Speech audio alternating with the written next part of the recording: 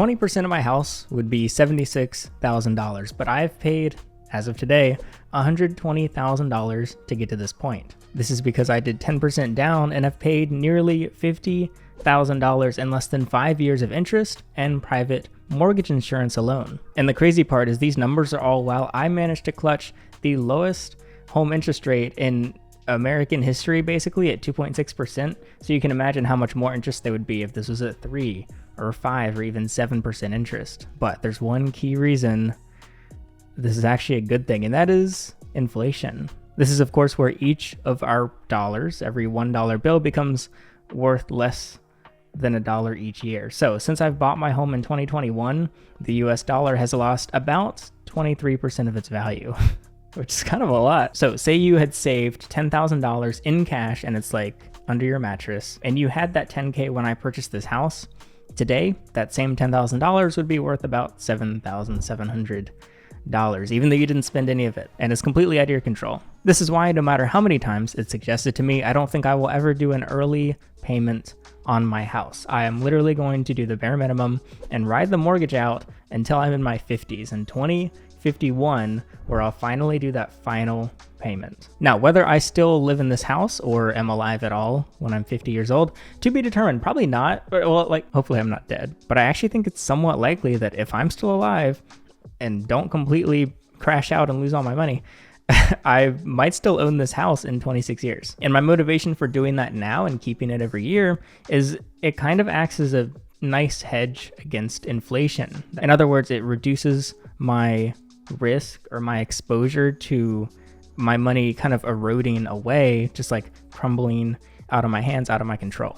So my initial home loan was $342,000, but because of inflation, my initial loan now is the equivalent of $276,000. Basically, inflation has degraded the loan on this house by about $65,000. And that sounds kind of bad on the surface when you hear a number go down, until you realize it's not my house, it's the bank's house. They still have the deed until I pay off the full amount, which means the money I owe the bank has eroded. And so every year that I keep my principal balance as high as I possibly can on this house, I kind of have to pay the bank less each year. If you put me in a lineup, like of all the current clients this bank has and all the different homeowners, I would be kind of one of the worst for them because they don't really make anything. One of the reasons that they can do this is because they know that most people aren't going to keep their houses for super long. I think the average is like between 10 and 15 years, and then some, I should probably know this. What is it? The average homeowner keeps their house, oh, I was right, for 11.8 years, according to Google Gemini, which is actually longer. It used to be 6.5 years. Do you like how I'm just Googling stuff and then telling you in the video? And so that means like every time you buy another house, you're going to end up updating your interest rate because you can't bring your mortgage with you. However, it's been mentioned, like I've seen on Twitter, it's been proposed that you would be able to take your mortgage with you to your new house so you can keep your interest rate. Probably not going to happen, but essentially because that isn't a thing and you have to get a new interest rate, it doesn't really matter to the bank, I guess, if they lose a couple bucks on me over the next few years, because statistically I'm going to sell the house anyway, and then I'll have to get a new loan at an updated interest rate. I guess I think it's interesting that most people that look at homes and like are valuing their property, they focus on what like Zillow says and not so much what the inflation rates are. Sometimes I wonder if I'm too obsessed with the inflation rate, because I think about it, I'm like, oh, I'm awake in bed at night looking up at the ceiling and I'm like, I wonder how inflation's doing. I'm not saying it's a bad thing that inflation exists. Like the US has a goal of what inflation should be every year. Deflation wouldn't necessarily be a good thing either. So it's just the same way you want to think about interest rates. I guess I sometimes feel like I think about inflation more than other people do. And I think it's partly just because it's hard to track. Like I think this is a Sam Hyde bit actually in one of their, like maybe the iDubbbz video, but they had a tracker on the wall, like you know how you can track Bitcoin and see it go up and down, but they just had a tracker of the US dollar, just a long line of $1 is always worth $1. And so it is kind of hard to track. It's hard to see because the value of it is a little bit invisible. People very rarely sell their houses in my neighborhood. I'm in a very boomer neighborhood and I love it. People stay out of my business. There are some families here. It's nice. I love my neighborhood. However, part of what comes along with that is there's never new people moving in. There's quite a few houses here, and yet it's been a long time since a single house has gone up for sale. But the last one that did is just down the road, a couple houses down, and it sold for over $500,000. Even though the house is almost identical to mine. It's the same square footage, same number of bedrooms, exact same acreage size. And it was built actually a couple years before mine, so it's a little bit older. And Zillow currently values my house at about $500,000, which I just didn't believe, but then I saw that other ones sold at $500K, and I honestly think mine's a little bit better. But you know what might be worth even more than $500,000?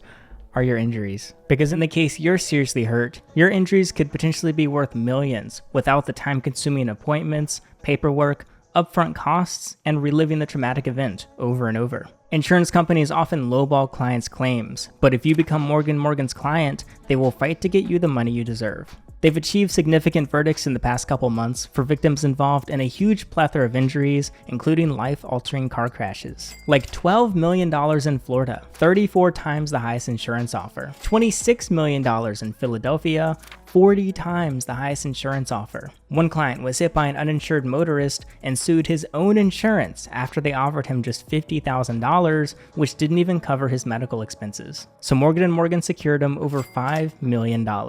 Morgan & Morgan's fee is absolutely free unless you win your case. So if you've been seriously injured, your case could potentially be worth millions. You're just a few clicks away from potentially changing your life. You can start your claim now with Morgan & Morgan at forthepeople.com/goherping, linked in the description, or by using your phone to scan the QR code on screen. Thank you to Morgan & Morgan for sponsoring. Back to the video. Let's be conservative and say that my house would sell for $460,000, which is an 80% value increase. I meant to say $80,000, not 80%. And it sounds pretty good on paper, but there are two problems with this. The first being, if I sell my house, I will not be homeless.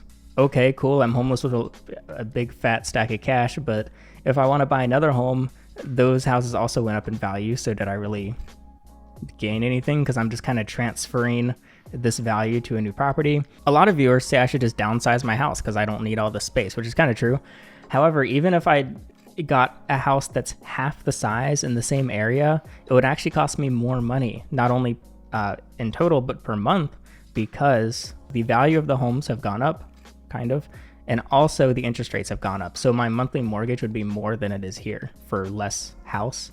And the second problem is, to me, value doesn't mean anything with this house, because again, when you count for inflation, if we say it's valued at $460 right now, it's actually depreciated by about $10,000 in value. Again, that's a 23% decrease over the past 4.5 years. So basically, the value has just barely, not even kept up with inflation, and that's also not considering the fact that if I do sell the house, I'm gonna have to pay the freaking realtor, and I assume I have to pay taxes or something. I don't know. I've never sold a house before. I wouldn't even get that full amount, and then of course I would have to pay off my mortgage, and then I have money left over. But I actually wouldn't even be breaking even if I sold my house right now, considering the fees and the inflation that comes along with it. And this especially sucks knowing the amount of money I have put into my house. So I just totally disagree with a lot of people who are like, well, at least your house has gone up in value, but also you should sell it and get a different one. Like, no, not only has it not gone up in value, but if I sell it and get a different one, I lose my interest rate. And so say housing prices reverted to what it was when I bought the house, which a lot of people hope they do, I would lose about a quarter of its value. It would be the equivalent of a $300,000 house compared to about $400,000 when I purchased it. Now, I personally would be okay with this. I wouldn't cry myself to sleep even if my house devalued down to $5 or something, like it became truly worthless. Okay, that'd be kind of weird, but then my taxes would be really freaking cheap, and my home insurance, I wouldn't even need home insurance if it's just that cheap to build a house. So in the end, the value of the home going up, okay, whatever, it keeps up with inflation. But if the value goes down, well, I don't really want to sell the house anyway. The value of the other houses will probably also go down, which I'm okay with, because then I could maybe buy another one someday.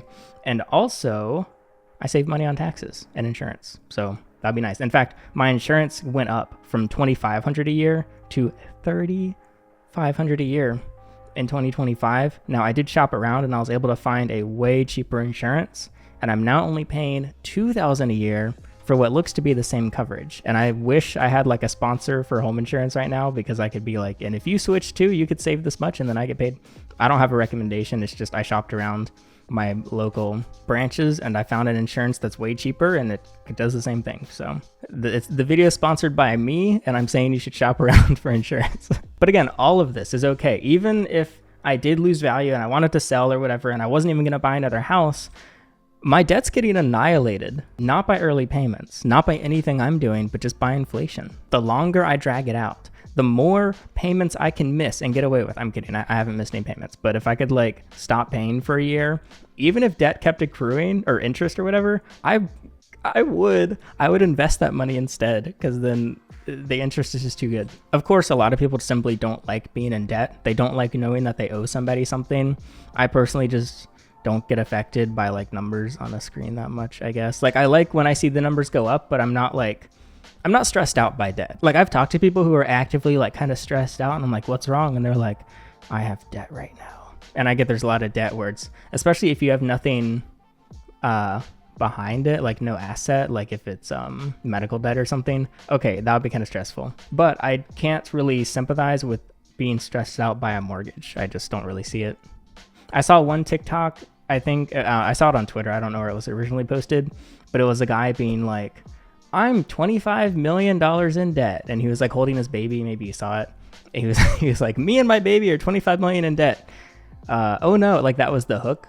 But the other thing was he has like $40 million worth of real estate. It was posted because everyone hated landlords or whatever, and they were like, ew, landlord, I hope your baby dies. But oh, that wasn't nice. People shouldn't tell people's babies to die. There's also this body cam video I just saw, and a guy, this is like the total opposite. So we saw, I back to back, I saw two videos. One was a guy holding his baby and he's like, we have $40 million in assets, yay. And then the next video was a couple was given $50 by someone's mom, like one of their moms. And they were like, all right, go buy some diapers for your baby. And they were like, okay. And so they went and bought $42 worth of diapers. And so they had $8 left. The mom was like, let's get McDonald's. And the dad was like, no, let's go buy weed. And they were arguing.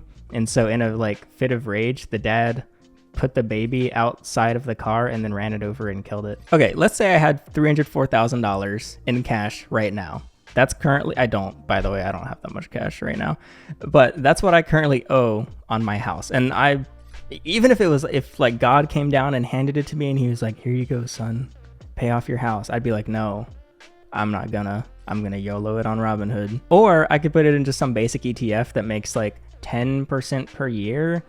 And even though I have $300,000 in debt, by investing that $300K and making reasonably 10%, 9%, whatever, I would be making about 7% profit. I almost used air quotes, but it actually wouldn't be air quotes. It would be actual profit. I would be making 10% off that cash. I would be paying 2.6% towards my house. That would be a difference of 7.4%. Ooh, quick math. I had it written down. You see me taking out all these wacky loans in videos. I'm not saying you should, especially considering most of the loans are on cars or completely not backed by anything and it's just borrowed money. But I'm always after like the cheat. Like if I could go to the bank right now and they're like 1% interest, how much money you want? I'd be like $100 billion trillion. I would take all of it. I would take the whole bank. Actually, I shouldn't take the whole bank because then it might collapse. But I guess it seems hard to get carried away with cheap debt unless you spend it all on like hookers and cocaine. So yeah, I've had a lot of unexpected troubles and struggles with my house. I've had thousands in repairs. I've put hundreds of hours into fixing it. And occasionally I would get this feeling of like a little bit of regret of like, why did I do this? Why was I here? How did we end up here? But this is the math. Like I sit down and I'll be on my phone and I'll be like, okay, how much is this actually costing me? Was this a good idea? And the answer is always yes. I can always rationalize to myself, even in those moments where I'm like, oh, this kind of sucks. I feel kind of trapped, the classic golden handcuffs thing. No, it's actually a good thing, because ultimately giving nearly $50,000 of the money that I've earned to a bank purely for the privilege of borrowing their money before giving it back to them later, it makes financial sense, at least to me when I break it down. But if you disagree, I'd be happy to hear that in the comments, because I love reading your really respectful comments. I think it's so interesting. There's so many layers to it, and everything we talked about just now kind of scratches the surface. So if you're more into like the financial stuff, you probably already know all this. If you're not at all, you probably fell asleep. This is all before you even consider what a house is. Like, this is not a stock on Robinhood, and it's not equity in a company. I'm freaking in this bad boy right now Also, I just remembered this. My interest on my house is a tax write-off. Let's freaking go. That $10,000 goes straight against my income. And then I pay the IRS less without getting whistling dieseled, in fact. So even if inflation was eating away at my house and like everything was crumbling, it would still be kind of hard to get rid of it simply due to the fact that having a house is actually kind of useful. It is cool. Being able to have a place to sleep and wait, not to flex, but like a place to wake up. And like I have shelter from weather and stuff. And like I don't live in like the woods, which is cool. But this brings us all to the sole reason that I was like, oh, I kind of want to make a video on this. And that is, as of today, I've paid off in 20% of my house. I now own like 1 bedroom-ish and the bank owns the rest, and the bank has so many guests over. But also, I no longer pay private mortgage insurance. I don't really know what it is. It's called insurance. I guess it's insurance that the bank gets because they're like, this bozo could only pay 10%. We don't trust this guy. And so I guess they get like an insurance out on me. And then I pay the insurance. So it's $75 a month, $900 a year for this. But as of today, it's gone. I no longer have to pay that extra $75 a month, which is the equivalent of nearly 2 Chipotle bowls a week. I can eat an extra 2. I can get one with chicken. I can get one with barbacoa. And I spend no extra money per month. That's pretty beautiful, in my humble opinion. I'll think about it next time I dig in to some extra cheese, some queso on the side, a bag of chips. I don't really get much on my Chipotle bowls. Okay, so can I give financial advice? No. A lot of people say to do the opposite of me. I think that's a little extreme. I don't think you got to do the total opposite. I think you could improve upon some things that I've done. But when I'm like personally talking to people who are like, oh yeah, I'm not going to buy a house because I hate debt. I'm going to buy it in cash, or I'm going to do like a really big down payment, like 50%, 75%, or even like 25%. This makes sense to an extent. Like if you can comfortably live with family, it's like, okay, cool. You could just straight up save a bunch of money each month, and that could go towards anything else. It could go towards millions of Chipotle bowls. It could go towards a bigger down payment. If you can't get free housing, if you're renting, if your money's just going to a landlord or whatever, I guess I don't really see how that's better than just doing a smaller down payment if you can get one, unless owning a house simply doesn't fit your lifestyle. Because it's definitely, like for years, it's been like a trend on even YouTube of like homeownership is like this ultimate goal, which, okay, yes, I know the American dream has like been around longer than YouTube has, but I do think that's also changing in some ways, where I've seen a lot of videos recently that are more like, hey, maybe renting's not so bad, and it seems to just be based kind of on your lifestyle more than anything else, because a house does trap you. I am kind of stuck here. It's not easy to just get up and go and rent somewhere else, or down, like if I'm like, oh, it's kind of expensive this year, like let me get a smaller apartment next year, or let me get a bigger one next year. Like this is just how it is. It's just stuck like this. I'm stuck in this location, and maybe like people have said, oh, I should go do like a van life for a year or something, which I don't really want to do, but even if I did, it would be kind of hard because then I have to like rent the whole house out or whatever. I do think that home ownership in some ways is overrated for certain people, but in other ways, there's a lot of things that people don't really consider of how I feel like maybe I'm coping, but I feel like somehow the decisions that dumb little 21-year-old me managed to make actually set me up into a pretty good position where, okay, I could have spent some of my other money better, but I got a house that I like where the numbers actually make sense. So I'm grateful to him for that. And if I saw him in person, I would still punch him in the face, but for other reasons. And if you haven't seen it, I have a whole playlist dedicated to some of the struggles I've had with homeownership, including things like building out this loft room that's now my bedroom and office all in one. So I linked that in the description, and that'll be it. I'm Alex, and thanks for watching.